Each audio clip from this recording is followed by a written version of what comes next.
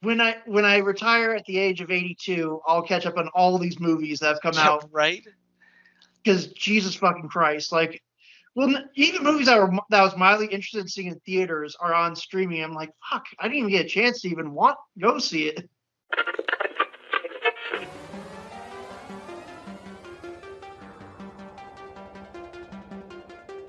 It's that time again. Time for the all-new Culture Cast, which begins right now. Hey everyone, welcome back to the all-new Culture Cast. I'm Nick, and with me tonight is, of course, Cousin Charles. Hello, how are y'all doing tonight? Waiting for a response. That sounds great, everyone. Put Um, the laugh track in here. yeah, right. Insert audio. And tonight we are starting our Summer of Snyder, which will be an irregular feature on the podcast, where we're looking at random Zack Snyder movies throughout the summer, because this really is the Summer of Snyder. Only because it starts off with the first one we're really going to be talking about, which is Rebel Moon, parts 1 and 2, A Child of Fire and the Scar Giver. And we're doing the regular cuts, not the extended cuts, which I'm sure we'll talk about, because those movies are going to have completely different names that won't confuse the fuck out of anyone. No, they were. It's completely easy to follow. I don't know why anyone would get lost, because this is part of Zack Snyder's Ultimate Trilogy, but his trilogy is split up into part A and part B. So this is the first film and we've watched part A and part B of movie one, and there will be movies 2 and 3 that'll have parts A and that'll have parts C and D, and then E and F. It's really easy to follow. So is that really what's the I mean, who knows if it's going to go forward, of course, but the ultimate plan that he's going to have 6 movies at the end of the day that like form 3 stories that form a full overarching storyline? If Zack Snyder gets what he wants, yes. That was an article I read. It was an article I read about this. I don't know if it was from before these movies came out. I think it was when they were announced back in 22. Okay. But I think that's his ultimate plan. Was I'm doing trilogies differently, where essentially I'm splitting it up. But then I guess if we're going to go with that math, so ultimately we look at 6 films. But if Netflix and Snyder cannot agree on whether or not they want a PG-13 or an R-rated cut, we could have up to 12 films of the same stupid fucking bullshit. This, oh man, Nick, I'm so I when it came to his, I'm just gonna, before I let you kind of lead the charge on this. No, go. I don't want to say defended Zack Snyder. I'm not a Snyder head, but I will say, you know what? When I watched Batman v Superman: Dawn of Justice, I was like, this is a bad movie, but it's an interesting movie. I'm curious how they got to these decisions and what led to someone saying like, yeah, this is a good idea. Here, there's not even like interesting bad choices. It's just bad, boring choices. It's both underexplained and overexplained at the same time. I don't know how that happens.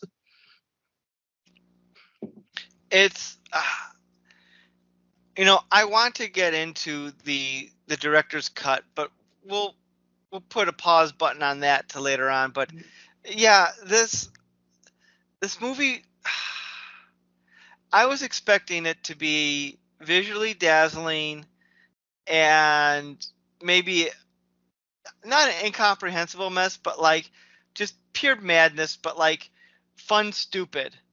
Yeah. But like it's boring. Like it took me, oh my gosh. For one, I thought you'd already watched them when I was watching it. I didn't realize I was getting ahead of the game when I was texting you on this stuff. But no, I was surprised. I was like, oh shit, because usually I am ahead of the curve. I was like I'll be honest, I was kind of kicking my feet a little bit, and I felt bad for you saying this is such a nothing movie. I was like, oh no. I thought I would have a few laughs. and that's like underselling it. That it's a nothing movie because like it's boring. It took me several days to get through it, like because I'm literally falling asleep during it, and like it's basically the Magnificent Seven Mm-hmm. in space, Mm-hmm. split over like a 4 hour time span, and Yes. the problem is the Magnificent Seven is a good the original one. I'm sure the remake is probably better than this. I haven't seen it. But with Chris Pratt. I'm talking about the original with like Steve McQueen. This is uh they did that movie in half the amount of time with way more character moments than this 4 hour monstrosity. And before like the Snyder Bros come in and say, well, they had to do some world building. So did that movie. Like, It's okay, I'm Nick. It's gonna okay. cry. Just let it out. And like There's a the lore behind this is like I wouldn't say convoluted, but not clear at all. I would say like I've had daydreams where I like thought about like, oh, what if I came up with my own sci-fi fantasy setting? And I feel like this is that brought to the big screen where it's like, okay, I got a neat idea of like a place and what it would look like, but I have no story whatsoever. Hmm. And that's what's wrong here. Um, I will say this because I was going to see who brought up the Magnificent Seven scenario. I've not seen any version of the Magnificent Seven, but I did watch A Bug's Life, which I hear is very similar. I've not Um, actually seen A Bug's Life. really? Oh man, you got It's two one of little the, kids and you've not watched A Bug's Life. It's I good. think my wife put it on for them one time, but it's one of those I just never kind of went back to. I don't know. It has a Kevin Spacey as a disgusting grasshopper. You know, This before we discovered he was a monster. that's kind of sad because right around Bug's Life came out, there was Bug's Life and Ants, Yep. and now both of those insect movies are tainted by horrible people. Yeah. Oh, that's true. Woody Allen's the An ancient ant. ant. I actually watched. This is a side note. I think I watched the VHS for Ants way more. Like I'm pretty sure I watched it way too many times. I don't think I understood it at all because I was way too young. But I like the pretty colors. So, which is more than I could. Which I couldn't. There's some pretty colors in this movie. I'll give Rebel Moon some credit. There are a few decent shots, Yeah, digital shots. I will say that Snyder has always been successful at visuals. He always has an eye for that. The same way that William Shatner has a good eye for The buffet. burn for nature. Okay. And if you ever watch his movies, and if he's shooting nature, he knows how to make it look really nice and really good. Um, but um, but yeah, so allegedly, this is what the sadder thing is. Snyder's had the idea for this movie going all the way back in college, and at least going back to like the 90s or so.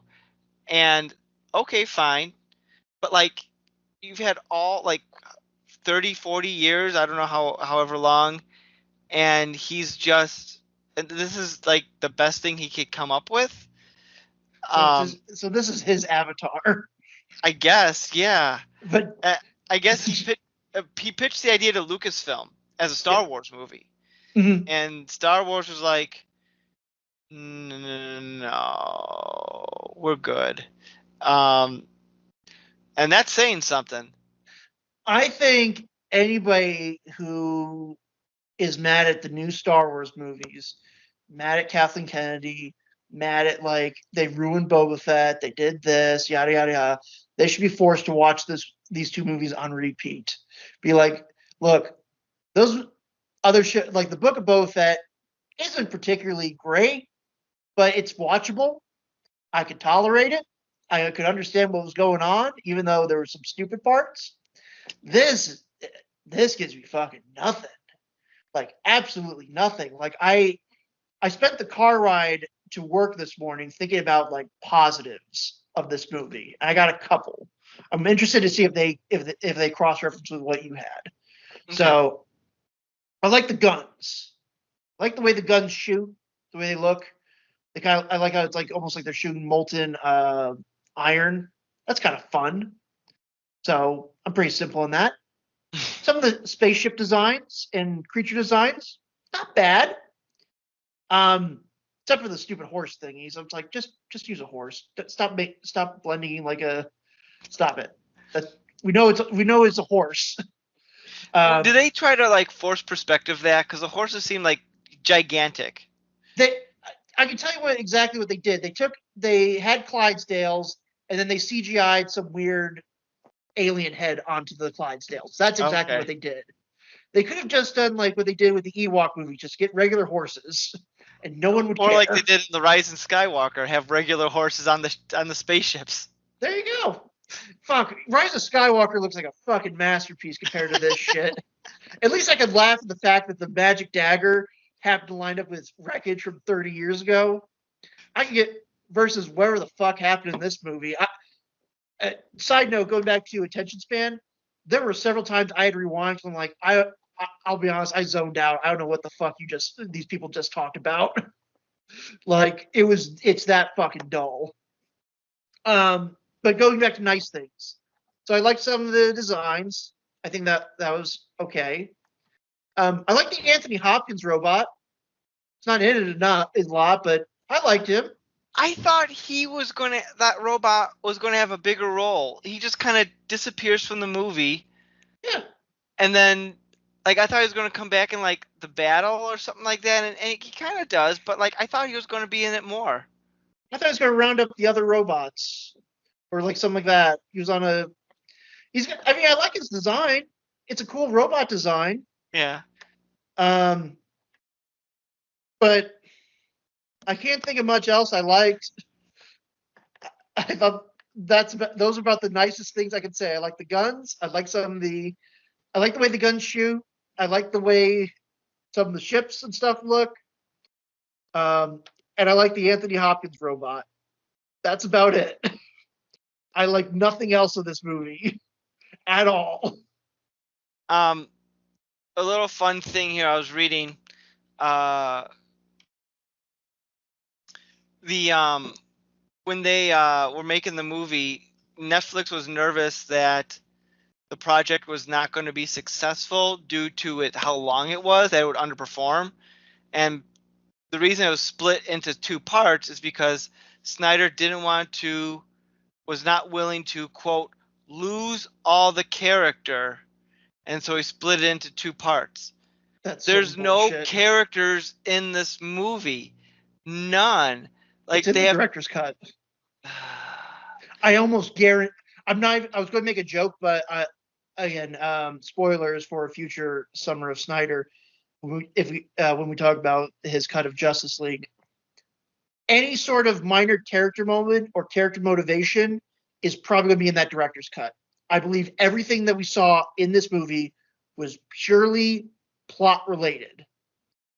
Everything they kept was purely plot related and getting characters into the story. So anything else that may have characters interact, joke, get along with one another, develop personalities, that will be in the supposed director's cut. And everyone will say it's a much better film, but it'll still be the same fucking movie. So here's the problem. I'm just going to jump right into the director's cut. Mm-hmm. Netflix gave Zack Snyder a blank check to make his vision. He had pretty much no restrictions, could do whatever he kind of wanted. But there's no need for a director's cut of this movie. It's not like this was Justice League or Batman v Superman, or even Sucker Punch, or even Watchmen, where the movie is cut down due to studio demands to meet like a required time slot, to got hit those demographics better. Yeah. This is a streaming series, a streaming movie where there's none of that restriction. There's no need to make a quote inferior product just to release one later. The only reason I could think about this, they're doing this, is to stretch out the interest in this to see if they can get another Snyder cut on their hands. That Netflix wanted their own Snyder cut, which even though according to all notes, the Snyder cut on HBO Max wasn't the success they were expecting it to be. I mean, look, I made an event out of it with me and my buddy, so And people I think did that's a watch it. success. People did watch it. Don't get me wrong, but like it, they thought the streaming numbers and the signups were going to be significantly more, but it wasn't, I guess. Here's a question that I will have, like when it comes to that idea. Like, I get like, okay, if you get more signups because of the product coming out, I get that.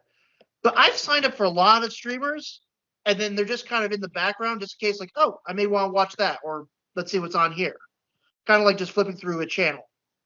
You know, it's kind of the same thing. It's like if I'm already signed up for Max, I'm not going to sign up again just to watch Sure. a specific movie.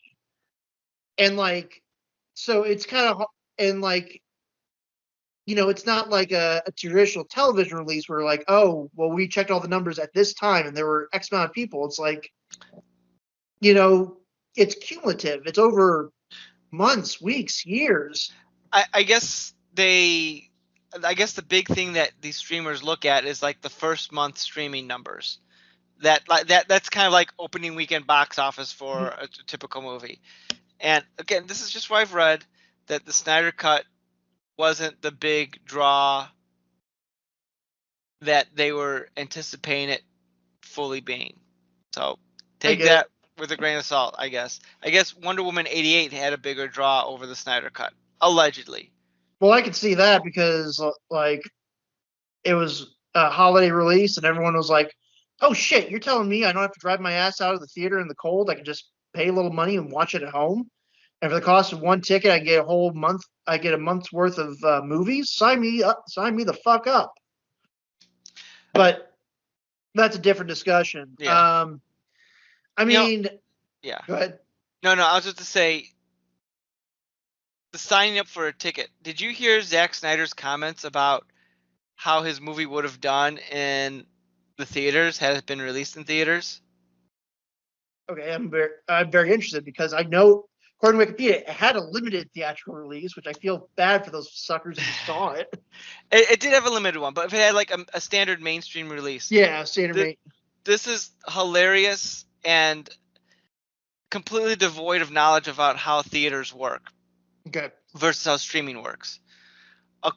This is for the first part. I don't know about the second part, but according to the streaming numbers, which Netflix doesn't release them, but I mean the filmmakers know, I guess. I don't know. They said according to Zack Snyder and what he had learned, this is Snyder math, that the numbers and households that had streamed Rebel Moon Part 1, Shot to fire, would have, he said, based on those numbers, that movie would have made more than Barbie and Oppenheimer. And his logic for that is the households that watched it, and if one person's watching it, then two people would be watching if it was in the theater, because people go together in the theater. Of course. And so you take the ticket prices and you do all that math, and it would have been bigger. It would have been as big as Barbie. Now here's the problem with that logic. One, you're at home. You could just click on your TV, take a pause, go to the bathroom, fold laundry, do a bunch of things. You don't actually have to physically go out and buy a ticket to go and see this movie. And keep in mind, probably a lot of people who were watching Rebel Moon didn't have like a group of people they were all watching it with at their house. It was probably like randomly by themselves. So like I refuse to believe that Rebel Moon Part 1 would have had the same impact as Barbie, which and Oppenheimer, which became sort of cultural events last summer. This movie would have flopped in theaters. It would have. Yes, absolutely. Um, I will say this.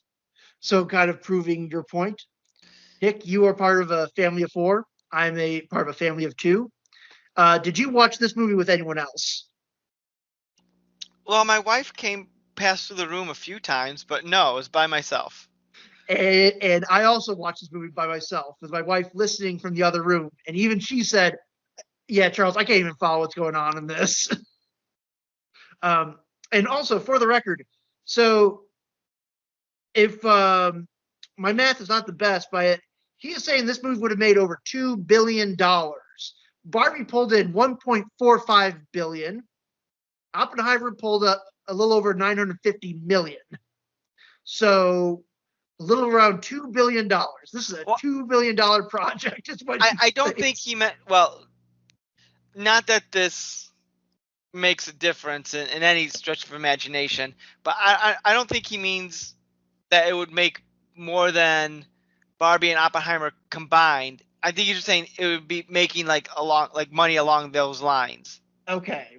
But regardless, this is It not would a have billion made a dollar more movie. it would have made a more $1 billion. It would no, it would make more BS dollars. Yes. Oh man. God, even Morbius was a much. I had more fun with Morbius, and that movie's just as dog shit, but at least it's interest. At least it's fun.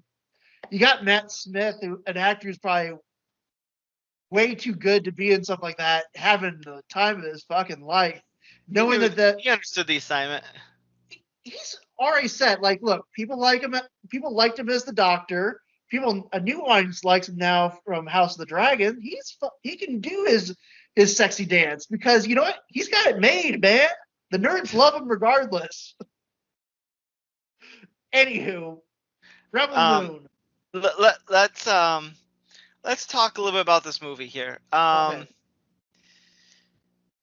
So the storyline is in a undetermined future. I'm guessing future. I don't know. Another galaxy. It's not clear. It doesn't matter, I Sure. guess. There's an empire that pretty much has an iron grip on the galaxy. Comes to Yep. this like backwater land, and they need grain. Why do they? Mhm. Why do they need grain? I don't remember. I'm sure there's a Oh, reason. actually, I will because I know a lot of people were giving the movie shit for that, but I actually didn't hate that initially until they made it such a key point of the villain's plot because it's like, oh, we need supplies in order to continue because we're out here away from anything else in the Imperium because we're out in the middle of fucking nowhere. I'm Hmm. like, you know what? That makes sense. If you're a military campaign out on the edges of the galaxy, you know what? That makes total and complete sense to me. Granted, the more you start thinking about it, like how is an interstellar empire not able to feed its soldiers? But you know what? From like a fantasy perspective, if you're using the sci-fi fantasy rules, which is like you take fantasy elements, it's like it makes sense just from the key concept alone of like, okay, got to feed the army. That's what the whole point was. Okay. Uh, So they find this backwater world to get their grain, and they say, "We need all your grain. You have like 5 days to give to us, or whatever." And they're you like, got 10 weeks to grow it. And we're gonna leave only like 10 guys here to guard this village of like 100 people. "And if you don't get the grain, we're going to destroy your planet." Now, questions. Yes. I don't know how long it takes this grain to grow, but it seems like they're intentionally setting these farmers up for failure. Which it's fine if they want to blow them up because they're evil, but the empire, not the farmers. But you still need that grain. And secondly, what about the rest of the planet? Is there like just this one village on this planet? Uh, no, there's a port city, but yeah, I guess it's the only village. Like in the Magnificent Seven, these bandits come to town and keep raiding this town. Okay, fine. It's a town. They're defenseless. No one else wants to help them. But like when you're doing it with a planet, that's a very different ecosystem. Like, you mean this planet is not governed by any governing body that might step in and be like, hey, what are you doing here? Like, Yeah. I don't. That doesn't make any sense to me. Uh, there's one village and one port city, and that's it. There's nothing else on this planet, on this barren rock. Also, for you farmers at home, wheat seedlings take up to 4 months to mature, so there was no way they would have. I guess these are Space space wheat, but Um, but yeah, yeah, one village on this entire planet, one tiny ass village that's supposed to feed a fucking super destroyer dreadnought ship. yeah. Um, and on this village, by happenstance, is Cora, played by the Mummy, Oh, that's right. She Sophia is the mom. Bouletta. Before this started, cousin and I were talking about the Mummy movie with Tom Cruise. But Yeah. she's on here because she used to be a former soldier, and Hmm. we learned this in part 2, that took part in a coup who killed the previous Hmm. queen, and she herself killed the young princess daughter. Yep. Or did she? We'll get to that. Yeah. And the guy who was kind of raised her as his daughter, then when the coup was done, just turned around and threw her under the bus as being the Yeah. person who did it, and so she escaped and is now hiding on this planet. Yes. And so she's like, I like this planet. I'm going to go round up some warriors across the galaxy so we could defend ourselves to stop the bad guys from stealing our wheat. Stealing our crops.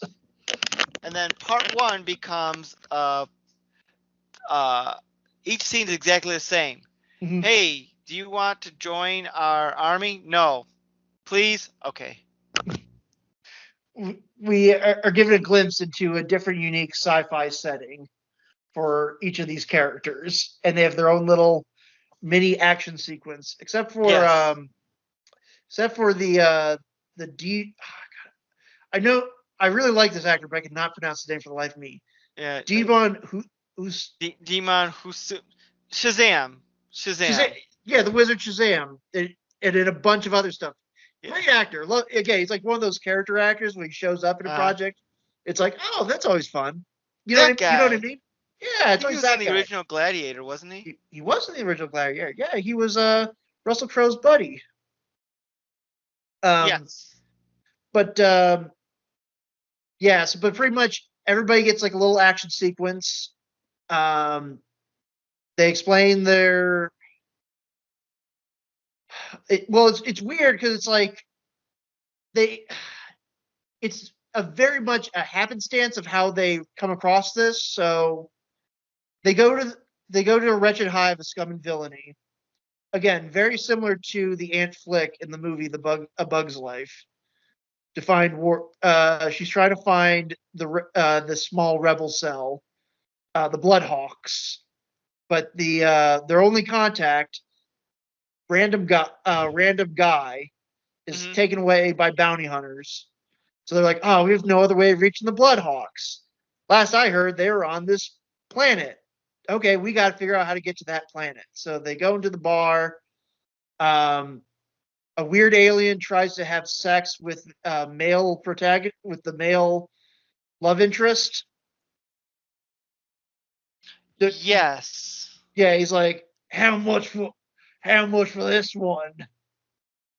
And he's being all weird and like gropey. Hmm. Again, not too dissimilar from Harvey Weinstein. Um, so Cora kicks Harvey Weinstein's ass, and then they're at the bar drinking. Another alien, actually probably the coolest alien in that bar, who's like this weird bug thing that's like it looks like it's taken over that dude's body and is using him to speak through. Like Yeah. again, there's little moments of like, hey, that's kind of a neat Yeah, idea. like neat ideas in there, yeah. That's a neat design. wish it was in a much better film. But that's a neat design for an alien, where it's like this little weird bug thingy, but it's like, again, using this like almost looks like a corpse to speak. Like, you know what? That's fun. That's fun. I'll give it that. But anyhow, then Harvey Weinstein comes back and starts shooting up the place. Cora unleashes some kick ass, and then they meet our Han Solo. Actually, no, not our Han Solo type. You know what he is? You know what? I took me after watching that movie where what it was supposed to be. He's the Benicio del Toro character from The Last Jedi. Yeah, He's it's exactly that because he character. betrays them. He did, yeah, spoilers. I actually, when I was skimming through Wikipedia while I was watching it, I saw that bit on the plot. I'm like, oh, I guess that happens. But then right before the scene where he portrays it, he's like, I guess I'm a good guy now. You convinced me. You got me right here where I live. Good guy for me. Yes, sir. Just got to settle my debts and nothing suspicious here. Nothing at all. Which we got to talk about that. So he overhears that they're planning. So does the Charlie Hunnam character, Kai, does he know that she's this like the Imperium's number one most wanted bad guy, or is it just by happenstance? I think it's just by happenstance because the Imperium wanted to know where the rebels were. And so Yes. I think that's just kind of like, here are the rebels and here are some extra folks. Look, this village is trying to betray you. FYI. Okay. But then it's also going back to his plan. So, okay, get hold of the rebels, sell them out to the government. Got it. I guess he just happened for like a rainy day fund. Like, oh, I'm going to know where these other wanted criminals are in the galaxy and just kind of hold on to their location until I can kind of round them up all at once. Because that's what it seems like. Because he knew where the shirtless guy in the desert who tames the Griffin knows where he is. He knows where the witch with the cyborg arms and the lightsabers knows where she is, and he happens to know where where Dijon Titus. His name's Titus in the movie. He knows where Titus is. Yeah. Again, I guess you're just saving that for a rainy But day. He knew where Titus was. I thought she knew where Titus was, because I remember her talking about him earlier on. Am I just mixing things up? Am I making a more interesting movie in my mind? No, actually, no. She did know who. Okay, so she did know where Titus was. She knew where Titus was, but the other two, I think. Yeah, he brought him to like, hey, here's some people I know to help you out. Yeah, it just happenstance. So I guess you're just holding on to those for a rainy day, where it's like, well, I can cash in my cards now. Because that's what it feels like. But yeah, so I guess and we got to talk about the biggest problem in this movie. I don't know if this. I know a lot of people say, "Oh, where they're like, show, don't tell." This movie has a problem with both showing and telling.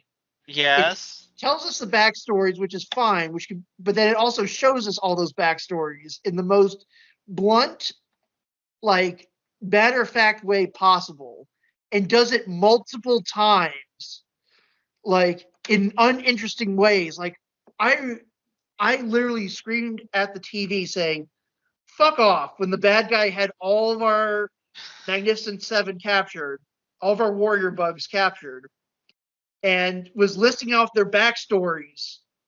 Like, usually when a villain does that, they give like a snarky remark like the disgraced prince, the widow, something like that, where it's like a one-word answer. But he's giving off a fucking paragraph about what these people did and why they're so important. Like, we've been watching the movie. Like, we know what these people are about. We've seen it. We know it. And then the most insulting part is, God, in part 2, where they are like, he's like, Titus is like, no more secrets. We all tell each other the backstories that we've gone over 5 fucking times. Like, so that's then part 2. Yeah, I think I texted you, like, the movie stops dead just to give like everyone's origin story. And again, there's some interesting bits in there. Like I liked the shirtless guy, who actually has been. I'm surprised. I hope his career goes. He's been a couple of things. Yeah, he was in Game of Thrones. He was on two different versions of Superman, one being Krypton, another one being Supergirl. Yeah. He played Rocky in the awful um, the TV musical Rocky Horror Picture Show. So like he's done like a lot of stuff, but like he came from like a 1930s planet. Yeah, that had like these which after watching part 2, it's like, oh my god, the rancher dude that he was in debt to really is a terrible gambler. Like, so I guess the 1930s planet, which again, for what we briefly saw, looked kind of neat. Yeah. But it's like they have this like connection with these like griffins, Mm-hmm. these like, and which is pretty cool. Like when the fall of their planet, you got all these griffins fighting the ships. Like that's an interesting visual. I'll give it that. But then it's like the farmer who's in the S&M gear, by the way, like that fucking see-through mesh tank top that he's in. He's like, well, I'm a gambler, so I'm going to take this guy that owes me a lot of money, and I hope he doesn't have any experience with these types of wild, dangerous griffins. I mean, if he came from a planet where they had like some sort of symbiotic relationship, what are the odds of that? I mean, it's a big universe. But I guess he does. His entire people, they're like this. I thought he was going to bring the griffin on board, but no, he just leaves it there to eat the fat farmer guy in the S&M gear. Squeal off of me, piggy. Yeah, that's right. And he's like, "Atta girl." It's like, well, he just left that poor thing to die in that barren hellhole. But whatever. But yeah, so like the movie apparently that roundtable scene was an unused concept for one of Zack Snyder's Justice League sequels. Because I guess I'm going to copy the Jennifer Lawrence. What do you mean? So I guess the I guess one of the ideas for the Justice League sequels is, I guess, Darkseid wins, yes, and several years pass, and all the characters, after years of being away, reconnect with one another, and are sitting around the table just telling them what they've been up to during this whole time. Fuck off! No, that sounds awful. That's awful.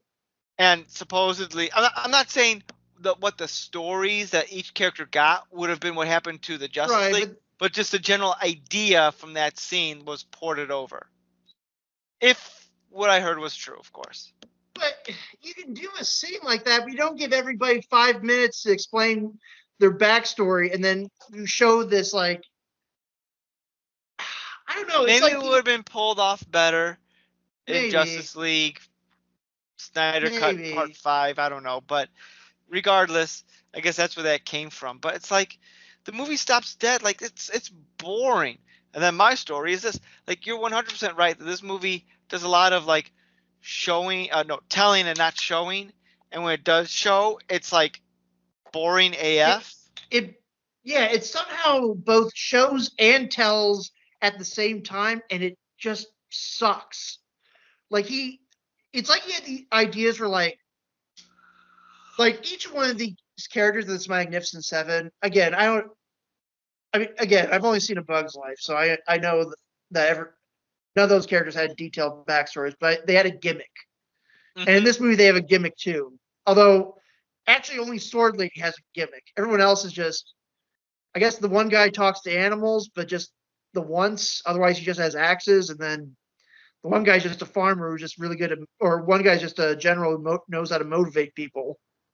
Right, and then you had the last remaining person from the Resistance, who's just angry at life.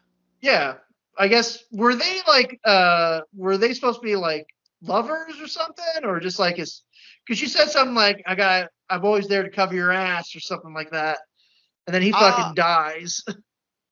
The impression I got was that they were just like she was like she was like his lieutenant or something. I Yeah. mean, I Okay. guess they could have been lovers.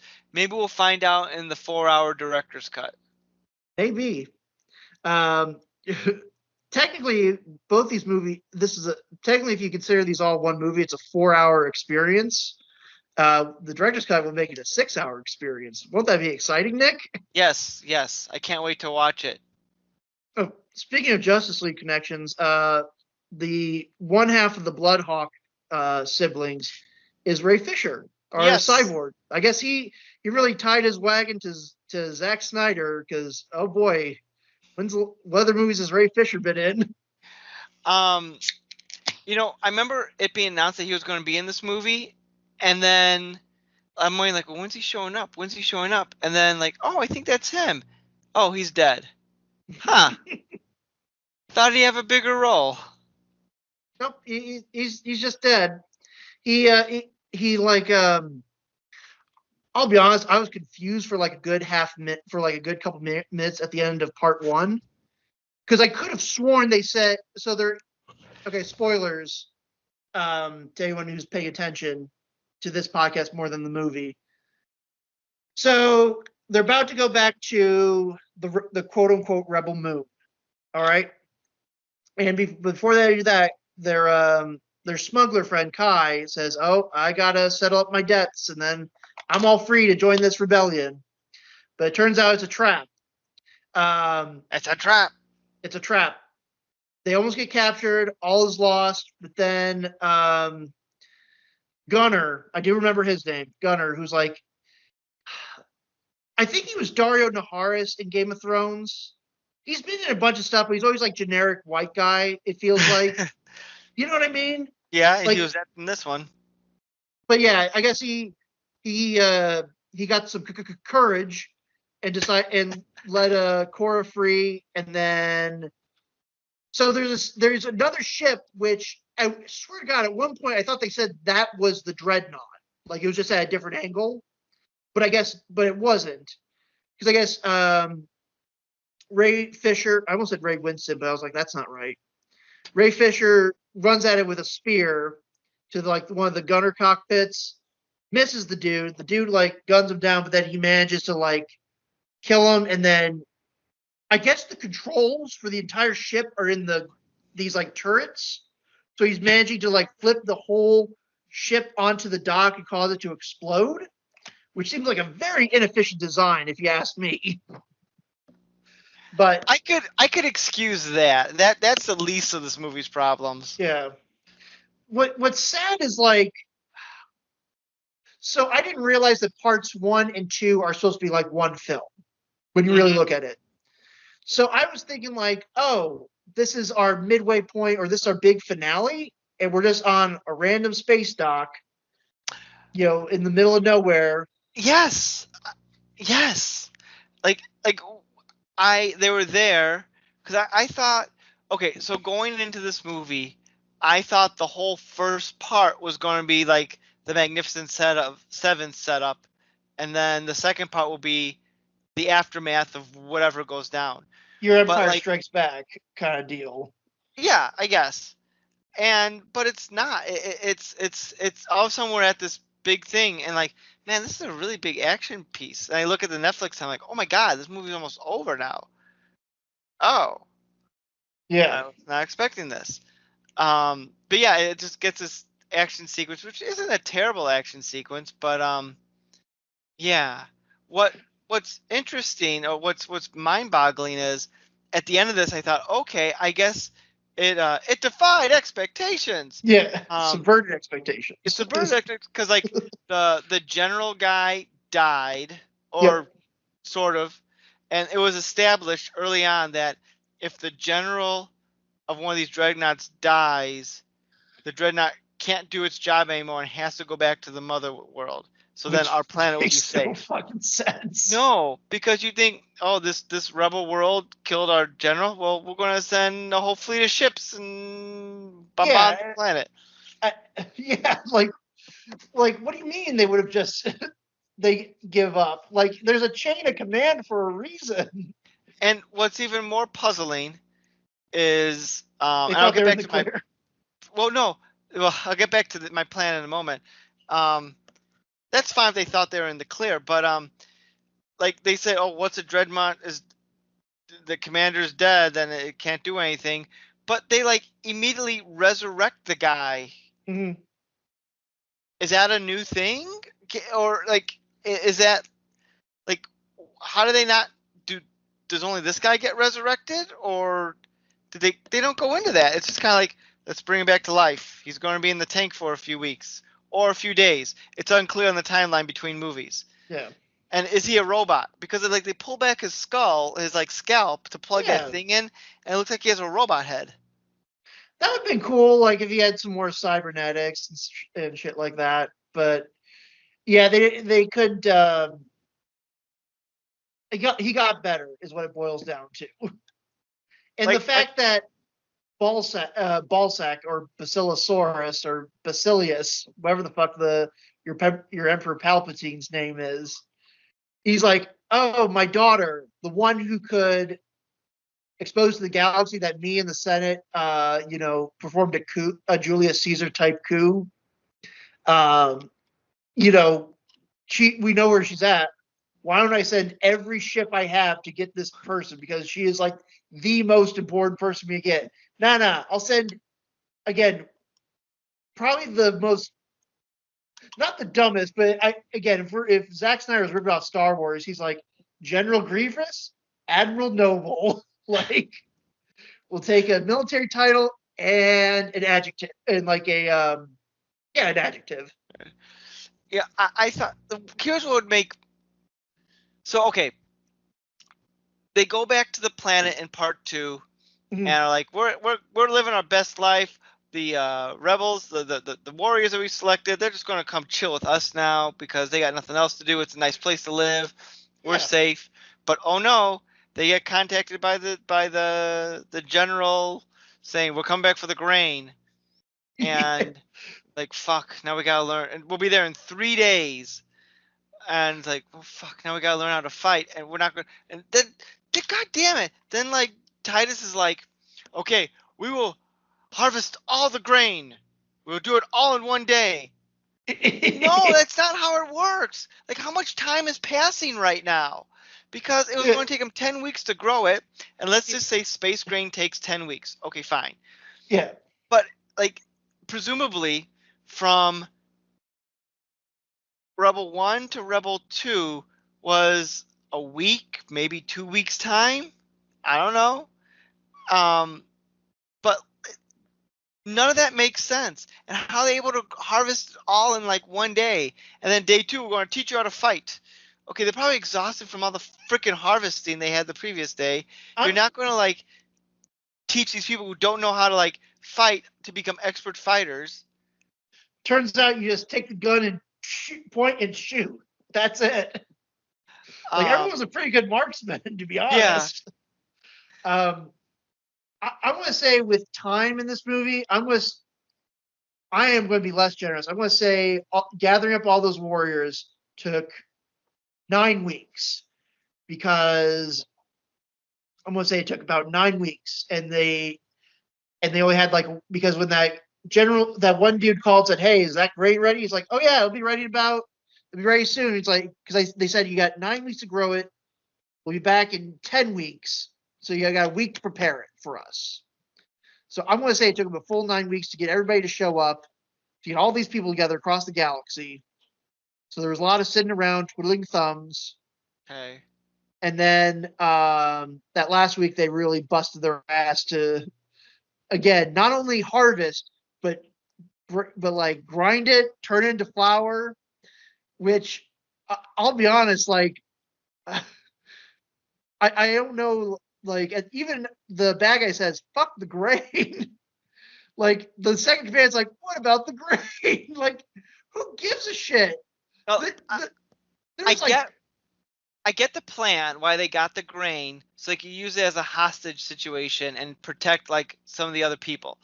Fine, good plan. But like getting to that point is like made no, no logical sense. no, I'm in the opposite boat. I'm going to say, like, look, I know that basically the Empire's top 10 people that we want to get are going to be in this one tiny ass village on this one tiny ass planet.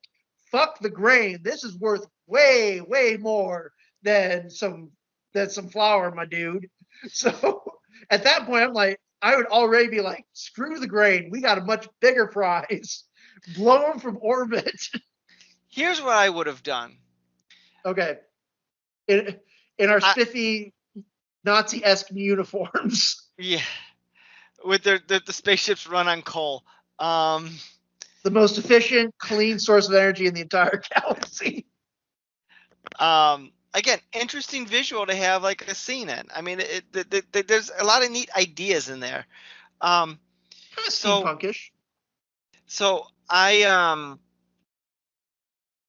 would say have the general actually die in the first one, or when he does die, they plug him in and he meets with Bellasaurus or whatever the guy's name is. Balzac. Balzac. No need for swearing, Marge, but his name was Balzac. And then the general is like, "What? My daughter is there? We shall get her and execute her." Blah blah blah blah. And then the general's like, "Fine, I will do it for you." And he goes, "Do you think I need you?" And like just kills the general. So how evil the main guy is, because he fucks over his own general who will do everything for him. Yeah. And then he takes command, like have the main bad guy, like, I'm going to do this myself and lead legions of my best troops are here. Yeah. And so when they arrive on the planet, they're like, "You want our grain? Take the grain and leave us alone." And then to show how ruthless he is, "You think I care about your grain?" And he just blows the grain up. And it's like, oh shit, like I want her. And she's like, "Very well, I will sacrifice myself. I'll come to you."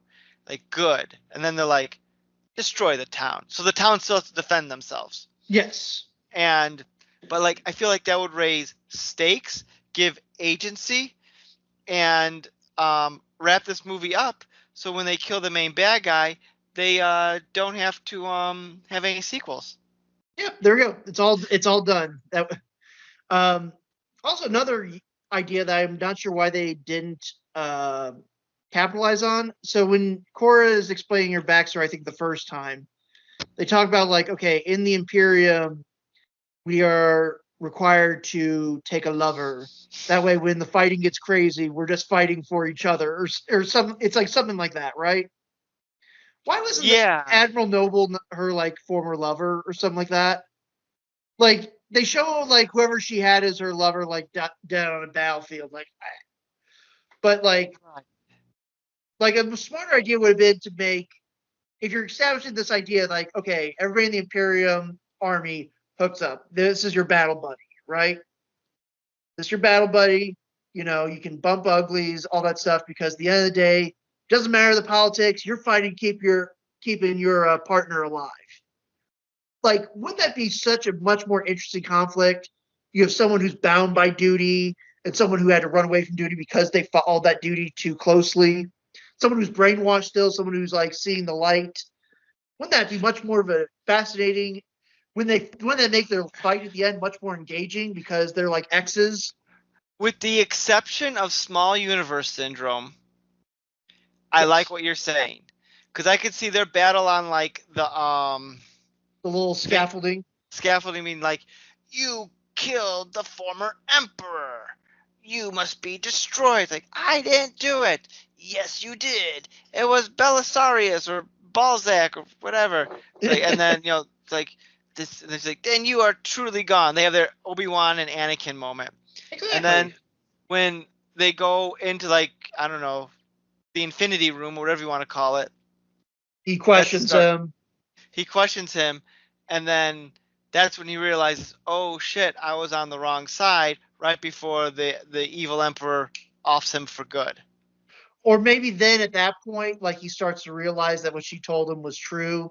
But then the emperor's like, your mind is of no use to your spear is no use to me, but your body I can mold into a weapon. And then he like turns into a crazy cyborg and stuff like that. Whereas like his It humanity would be stripped visually away. interesting. Yeah. And See, then when she Zack, fights call him, us. she has to like kill him for his own good. Like he breaks the controls. She's like kill me. Yeah. It's save me. The only Already thing we're that would making a much go more interesting movie. the only problem with that is it would get involved with the love romance angle that she's having with uh, Mr. Boring. Well, no, not only no, I think if anything to make it better, the movie established before, which I assume we'll see again in the director's cut, which will make total and complete sense, that she was already in a weird love triangle thing between Mr. Boring and Den, the hunter, who barely shows up in the movie and is not involved, except for the fact that he killed an elk, and her father figure, who again you can call it small universe, and I've never heard that before, but I get it's like pretty self-explanatory. Mm-hmm. But like her father figure should also have been the village elder or the village leader. Mm. Again, but that's just me. But he's like, you should really hook up with Den. We heard people were walking by his hut because I guess before the harvest, everyone just gets horny and just bangs in that village. Although I'm pretty Right. sure everyone's related in a small town like that. Like Jason Aldean said, Da-da-da-da-da-da-da. try that in a small town. um, so like, did she know that that guy liked her? Because I remember the beginning, the guy that what's his name again? Mr. Boring guy. I can't remember what his name is. Dario Naharis, or the second one. Gunner. The guy he goes with her on the trip. Yeah. Because Gunner sees her at the beginning, and you're saying like, "Oh, so and so was asking about you," and she was like, "He has? What's he been asking?" So like, it's clear that he's into her, but does she know that he's into her until he reveals it later on? According to the Wikipedia summary of each character, which I love, whoever wrote this, Gunner, a farmer secretly in love with Cora, who joins her in attempts to defend his homeworld. And then the other one, Den, a local farmer, hunter, and Cora's fling. So I guess, I don't know, there were a couple at some point that we don't see, despite the fact that this movie shows everything else. Well, maybe they'll have that like unnecessary sex scene in the director's cut. You know what? I will say this: bunch of unnecessary violence and nudity. I don't think would save this movie, but at least could make it a little bit more interesting. Fuck them kids. give me, give me something, please. And yeah, I don't know what they're going to do in the sequel because they killed Gunner. He's dead at the end of the second one. Yeah, that's right. He is. Oh, God, I completely forgot that. Yeah, he got. Yeah, he got by the Admiral guy, right? I think. Yeah, someone killed him. I don't remember. Honestly, She's I like, don't. It was Gunner, so boring. We And did a lot it. of these characters are so interchangeable. Yeah. Also, we got to talk about I wanted to bring this up in terms of like how fucking inept this imperium that's existed for thousands of years. Because it's shown earlier in the movie, like, oh, a dreadnought's a world destroyer, and like one dreadnought, they show like that the Octopus King. He's like, we're a civilization that's been around for 10,000 years, and like that one ship destroyed their entire fucking civilization because they happened to harbor a few rebels. But then that same dreadnought gets wiped out by a bunch of hicks in the sticks. So It's the Ewok conundrum. you know what? I'm going to defend the Ewoks. All right, the Ewoks. No one. Have you ever dealt with a Chihuahua? Mm-mm. They are tiny, tiny dogs, but they are fucking vicious. I assume Ewoks are the exact same thing. Tiny creatures, but so vicious. They're in their own turf. They knew the trees, man. They're just like Charlie, all right? Like this Well, was That was Well, far you know, for the Ewoks, Vietnam. people don't talk about this, but the Ewoks did not have a happy ending because, yeah, the Death Star blew up. Where do you think a lot of the Death Star destruction is going to land? Right on the Ewok village. Okay. I thought. I mean, I guess we never find out what happens to Endor. Uh, Damn you, Kathleen Kennedy. We didn't go back to Endor to find out what happened to Wicket and the rest of them. I guess Well, I we had guess the they did Ewok. have those. I don't know if they're canon anymore, but the Ewok movies, Caravan of Courage, Yeah, there you go. and the Battle for. Is it the Battle Uh, for Endor? let's see. Hold on. This is very important to the conversation. It's certainly hell more interesting than fucking Rebel Moon. Oh my god. Yeah, you're right. Caravan of Courage and then the battle for Endor. Okay. There you go. But with I think one of them had Caravan of Courage had Wilford Brimley in it. Mr. Diabetes himself. I'm here to talk about Ewok diabetes. Yeah. But it's the same Wilford Brimley from The Thing. Oh man, this movie. I think the biggest problem. There's no sense of like. I'm not saying a movie has to be Marvel and have jokes, but there's no sense of fun. There's no humor in any of these characters at all. Like no sense of just like I want to hang out with these people for another 4 movies or potentially another 10 movies if there's both a Netflix cut and then a Snyder cut. Mm. I hope they do that just because I'm glutton for punishment. I would love there'd be 12 cuts of the same or 12 cuts for the same story. I think that would be wonderful. I'm trying to think if there's what else I wanted to bring up. I have a question for you.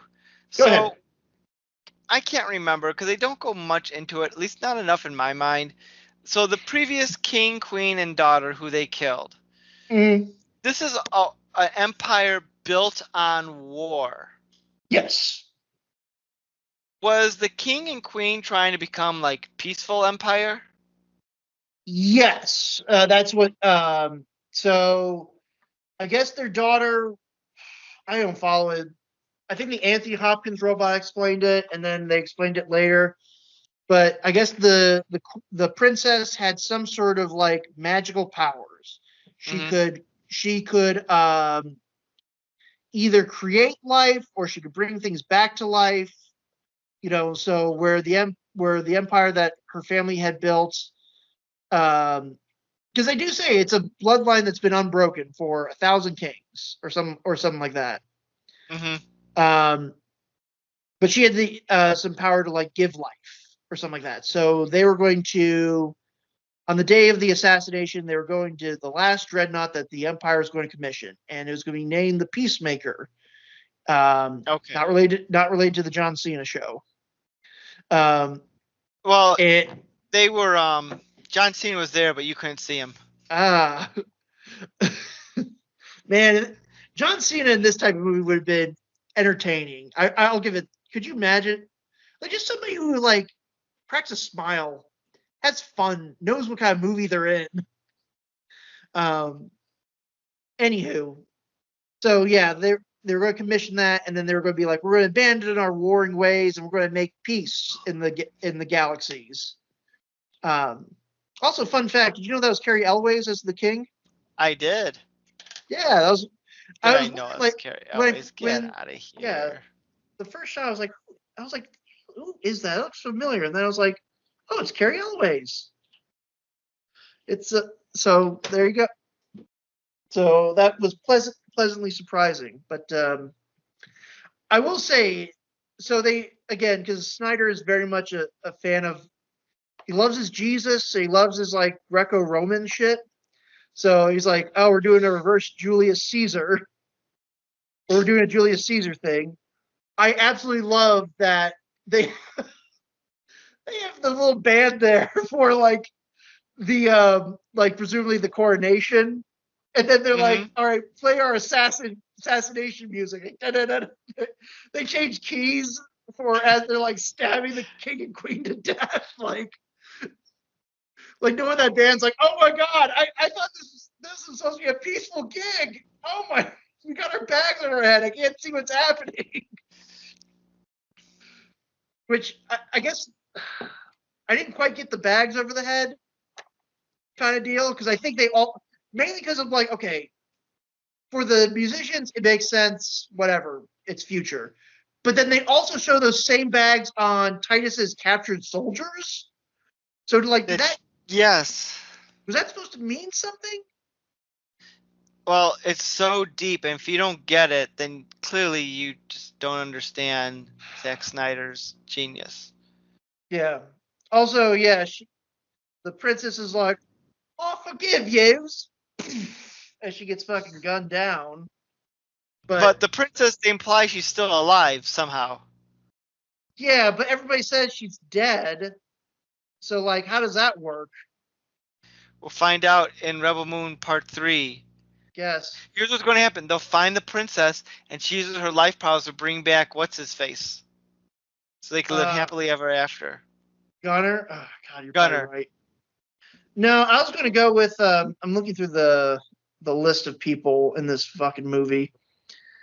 I'm going to say, because the Anthony Hopkins robot mentions this before. Where was it? Oh, where are you?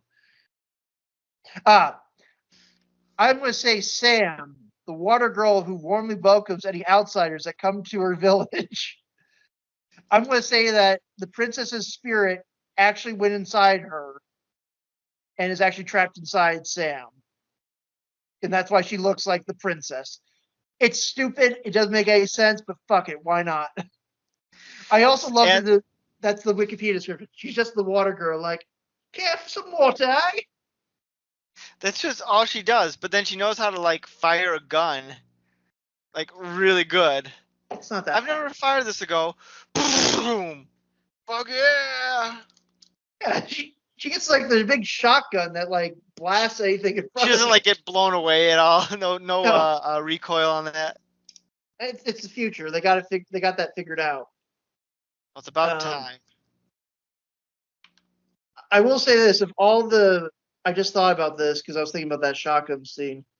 Of all the not Magnificent Seven that are in that movie, the Nemesis character, who's like the cyborg witch ninja, is the closest that gets some sort of like arc because she like scares the shit out of a little kid, but then that little kid is like fascinated with her, and then that little kid saves her when she gets one of her robot arms cut off and she gets stabbed. She was a useless character. She also opened her first scene was like, what the fuck was that with the spider lady? She's like, the spider lady was like trying to eat a kid or something like that. Everyone's just watching like as if this is like theater or something like that. Like, why are we not gunning this thing down? I guess it's sentient, so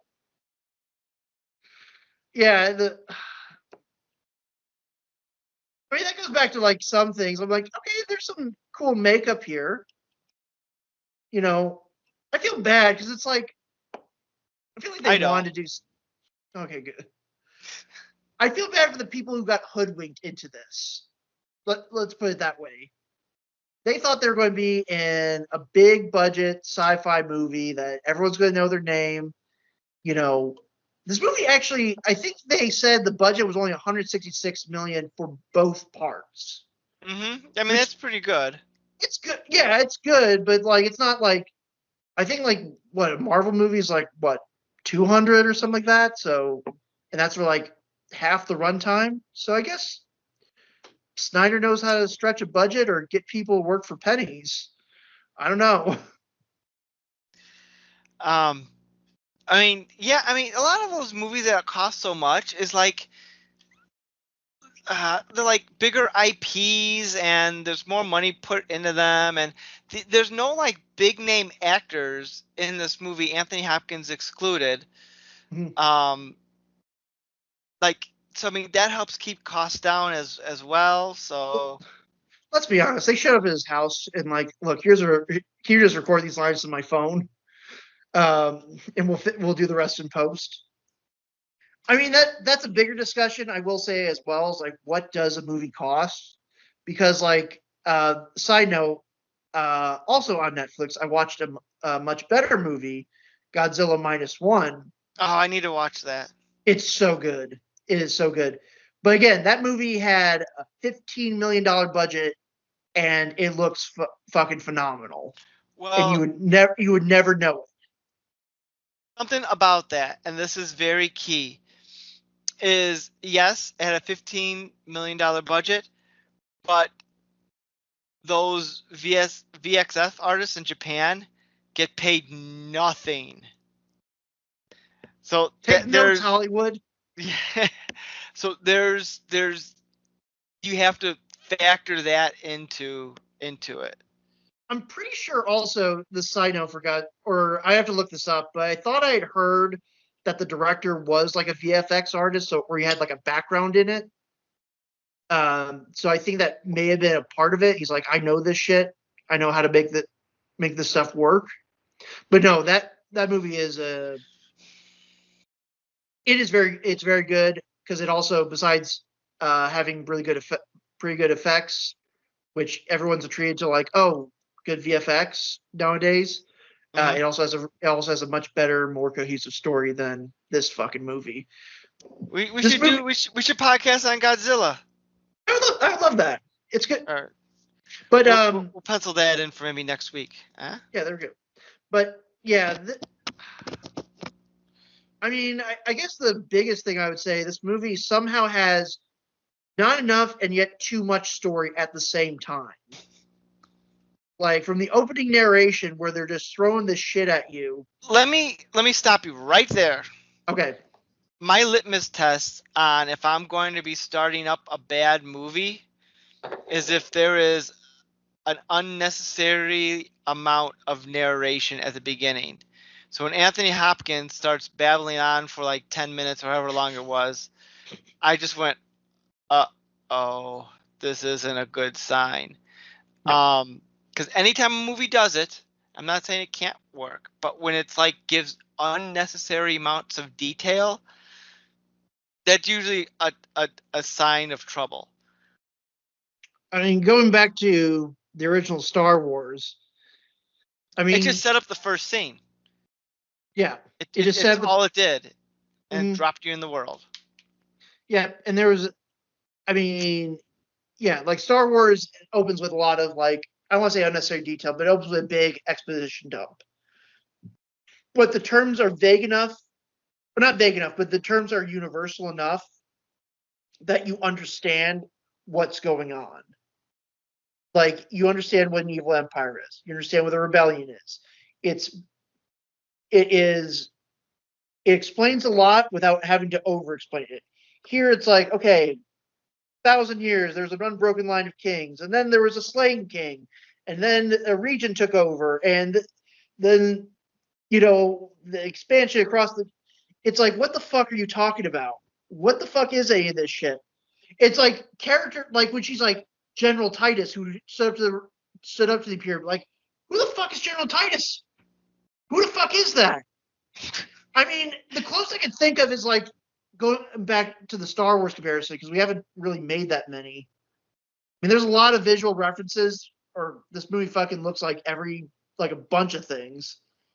But like going back to Star Wars, which Snyder says, "Oh yeah, this is my take on a Star Wars." Like I think of like when Luke finds the message in R2D2 and he's Mhm. like, "Help of Leia going, help me, Obi-Wan Kenobi, my only hope." He's like, I don't know who Obi-Wan is, but there's a Ben Kenobi.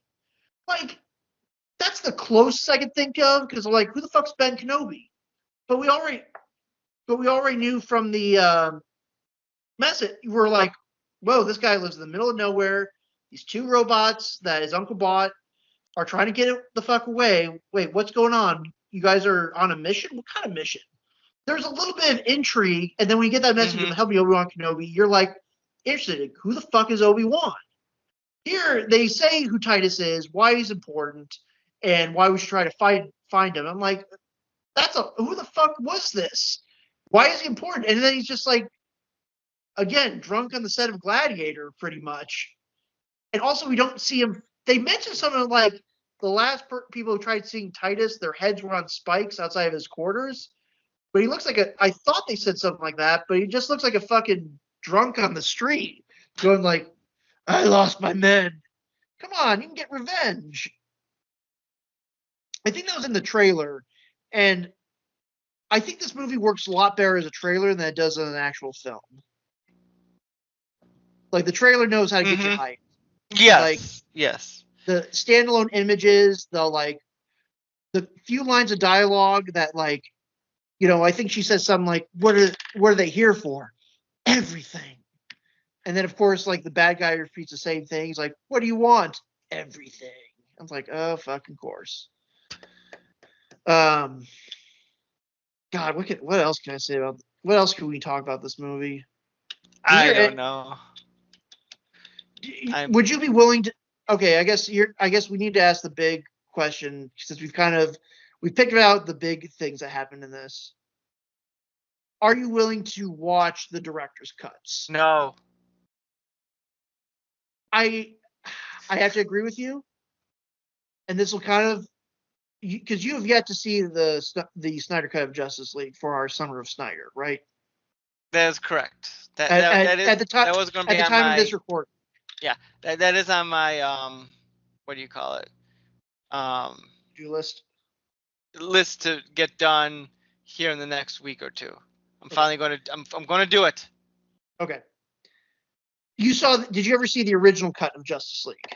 Yeah, yes. Okay. I was touched. The way Flash saved that random family just got me right in the feels. Well, spoiler alert, there's no jokes. And just like Rebel Moon, Snyder does not believe in jokes. No Marvel jokes in his movies. No siree, Bob. Movies need to be serious. Serious business all the time. But what I will say, and I'm sure this will apply to his cut of Rebel Moon, is this actually goes back. Joss Whedon did a very good job. Mm-hmm. And no one is that he took, if you look at it from starting from the Snyder cut to what had to be released, he took what Snyder had and was able to condense it into a 2-hour product. I am going to assume that his cut of what Netflix wanted for Rebel Moon and what Snyder wanted for Rebel Moon is going to be the exact same thing. They cut it down to what was needed to tell the story, and then everything else is just extra bullshit. Maybe there's character moments, maybe there's little stuff that explains a few background things, maybe it's paced a little better, but at the end of the day, it's going to be the exact same fucking movie. It is not going to change. They're not going to rewrite it. They're not going to refilm it. This is the story that Zack, you said it earlier at the beginning of the show. This is an idea that Zack's been cooking since the 90s. And he delivered. And it was fucking both overcooked and underbaked at the same fucking time. Somehow that's possible. I don't know, but he did it. Maybe we aren't smart enough to understand the brilliance of Snyder. If there are any Snyder, maybe we need to guzzle a gallon of lead-based paint and then come back and rewatch these movies. No, you can understand I cinematic genius. I can't. I don't even think I could do the sequels. Like, unless there's really good word of mouth if they make the sequels, I can't. They're just boring. I didn't really like the our last episode that we did together was like the new Roadhouse, or no, not one of the last episodes was the new Roadhouse, and like that movie I thought was also not really good. But you know what? There's stuff like the Conor McGregor shit that's funny that I can still laugh at. Mm-hmm. I thought this would be like insane, like like Batman v Superman: Dawn of Justice is one of the most insane superhero movies ever put to film. I mean, for fuck's sake, Superman's best friend, Jimmy Olsen, gets fucking capped in the head. Batman straight up murders people. Like, not even like, oh, I knocked you out. No, he throws a dude against a brick wall and there's blood. That guy is dead, Batman. You killed him. And you use a gun at one point. I get he's like, oh, I shot the gas tank that he was wearing if he had wore the gas tank. Like, no, man, you used a gun. There's no talk of the mother world. There's no talk about like this empire and the Senate and Admiral Noble and these bounty hunters. Also, they're like, I didn't even bring up that one weird scene where like Admiral Noble's in his tub. You know, he's got tubes in him, and then there's like a weird like octopus thing that he wraps himself into. Like, I don't even know what that was. And his general, there's like second in command's like walking in there, and he's like, I'm like, is this a weird sex thing that's going on right now? Is this are we going to see this in the director's cut? what that octopusy do? All right, I got nothing else that I can possibly say about this movie. These movies, quote unquote movies, it's 4 hours of my life I'll never get back. And the thing is, they were just, it's not even that they were bad, they were just boring. Yeah. I know I've already made the analogy once, but it really is like, you said something like when you texted me first, like it's so generic. I'm like, how could it be generic? I mean, it looks like it's got some sort of style, but it really is like there's just nothing. There is just no substance, no character, no anything. It just meanders along to these like. I noticed when I went back through the writing credits, I always like to see what they wrote on. One of the writers of this was also one of the writers on the last two John Wick movies. I don't know. And again, when it comes to writing credits, it's like, were they just in the room that day and they just said, right. oh, it looks good. Who did what? But I think about that, like the John Wick movies aren't like storytelling masterpieces, but they're a framework to set up like action sequences. Mm-hmm. So like, and Zack Snyder definitely has a flair for what he wants to show in action, whether it be a slow motion shootout or slow motion planting of the corn, or the planting of the wheat in slow motion and the harvesting in slow motion. Got me mentioned the slow motion harvest, but even still, like, there's not even like a framework for like fun action stuff. It's just like we go to like a couple different plants that we don't give a shit about. We meet people we don't care about. They say stuff. They have brief things of their backstory. They all get lost in the shuffle. At the end of the day, nobody cares. Like, I'm surprised this empire is like worried about like a rebellion of like at most 100 people. Yeah. Don't give me some bullshit like this is the spark that lights the fire that ignites the galaxy bull crap. All right, I already had that once from Star Wars. All right, we don't need it again. Like these are small potatoes, and any interstellar empire that's trying to make this a bigger deal than it actually is deserves to fail, as far as I'm concerned. This cinematic universe, please God, there's the part of me that's a masochist that says, Zack, make your movies. Make all 12 of them. All the six for Netflix and then the 6 for you. There's another part of me that's like, please just let this remain a duology. A weird footnote. But he's got other projects cooking with them too. Like, I guess at one point we could do the Army of the Dead or Army of Thieves. That's another weirdly connected cinematic universe. They're connected, and there's supposed to be like a spin-off animated series that was canceled. Yes. So I thought it was still in development. And then he's got one more animated one I know of called Twilight of the Gods, which again, Zack Snyder trailers are always much better than the films. Yes. I think Agreed. Zack Snyder just needs good. If he has got good source material and he's able to work off that, I think he can make stuff that's interesting.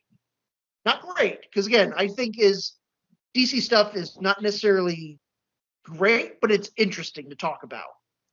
Much more than like bland corporate stuff. But this is just like nothing. I don't know who this was for besides Zack. I'm glad he got to live out. Glad he got to play with his action figures, but like no one else gives a fuck. Please God, don't bring us another one. What do we do to deserve this? I mean, correct me if I'm wrong. I've not heard since these movies came out, like at the end of 23 and like I guess a few months ago in 24 for the Scargiver. Like, has anyone talked about these movies besides you and me? I mean, I'm sure a couple of podcasts have done it, but you know. But nobody's like I think people still talk about like the impact of Snyder's Justice League and like his stuff with the DC universe, right? People still talk about his influence in this and that. I mean, I think for God's sakes, I think I know this. I don't know if this was his part of his decision, but like the fact that Viola Davis somehow through several different soft reboots still has managed to be on as Amanda Waller suggests that there's some sort of like connective thread that we cannot get rid of from the Snyder era. So maybe we just need to turn off our brains and join the winning team. Go Snyder. He can do no wrong. I mean, he seems like he's not a bad guy overall, but it's just kind of like I can't with his movies. They're not good.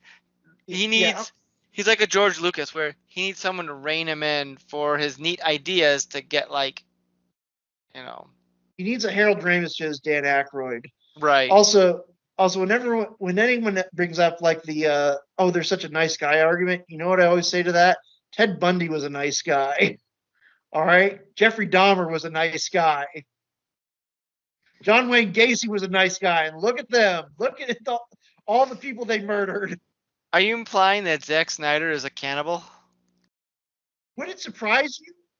That's how he stays. That's how he stays so fit and is able to come up with all these awesome ideas. Not on a human. No, actually, wait a minute. Admiral Noble's cane is like a human, like femur or something like that. Did you notice that? Wait, what? The cane that both the king and the admiral have, it's like a human femur. Like I didn't catch that. I caught that little detail. So yeah, maybe Snyder is a cannibal. Well, you know, I take it all back. That's so clever. This movie's genius. It is genius. We simply just could not understand its greatness. I hope to God that the Library of Congress burns down and that everybody's streaming data gets erased except for Rebel Moon. I hope this is the only movie that we show the aliens when they come to ask us what is cinema, and we show them both these movies, and they will understand. I agree. This can't go wrong. Can't go wrong. Martin Scorsese approves. 10 out of 10. This is cinema. All right, cuz I can't do this anymore. No, I'm done. I made as many jokes as I could. I tried, which is much more than I could say for what was in the movie itself. So I'm tapped out. Let's not go back to the Rebel Moon. No, we're never going back to the Rebel Moon. We'll trick other people like on to join our show. Like, hey, we're doing the Rebel Moon movies, and they'll come on the podcast. And we didn't watch them. Yeah. How'd you watch them? All right, cuz. Well, thanks for joining me tonight, and thank you all who are listening to this. This has been the All New Culture Cast, and we'll see you next week when we talk about Twilight. See you then. See ya. You've been listening to the All New Culture Cast. Follow us on X. Drop us a line at nick.culturecast@gmail.com. We can't promise we'll read it. Theme music by Dana Vodovaz. Check out their work on YouTube at Vodovaz Music Productions. This has been a Saltwater production. Thanks for listening. Well, you know what? We will start our YouTube show, and every thumbnail will be like like flames and like glowing red eyes from Kathleen Kennedy and like whoa, Yeah. and, like big long big bold letters. Hollywood dead. Yeah. We'll be the 900th YouTube channel to talk about how theaters are dying.